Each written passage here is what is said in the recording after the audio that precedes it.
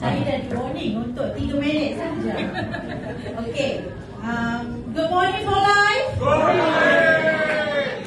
Okay, oleh kerana 3 minit, saya dalam for life hampir 20 tahun. So banyak testimoni. Saya akan ambil satu testimoni yang sangat ringkas.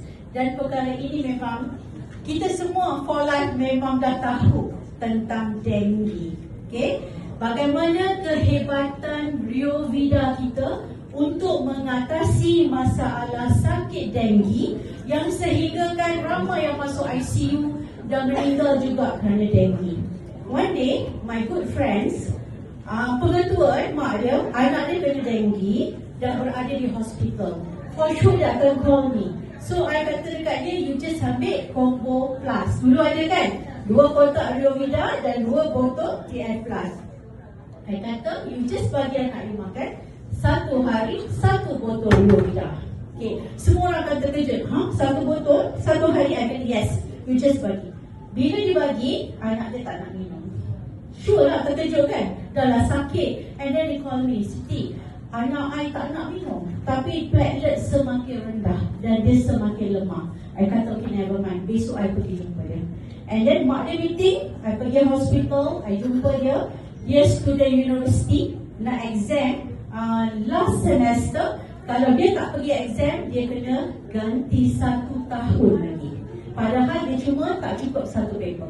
I just jumpa dia, I kata, okay, your mom dah beli? I tunjuklah ada Rio Vida sebentar. Yes. Kenapa you tak nak minum?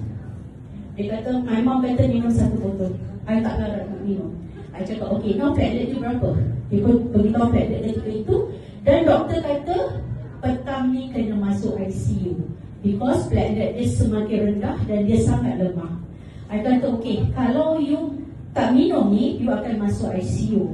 And then you tak boleh pergi exam. And then you tak boleh habiskan you punya universiti. You kena tanggung lagi 1 year.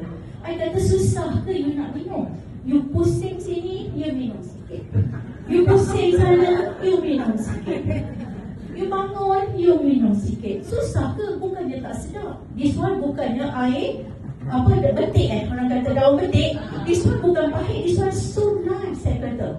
Susah ke nak minum? Just minum macam tu. Oh, kalau macam tu boleh lah. My mom kata minum 1 botol. I kata, you just minum. I kata, 1 day 1 botol. Okay, you nak minum tak?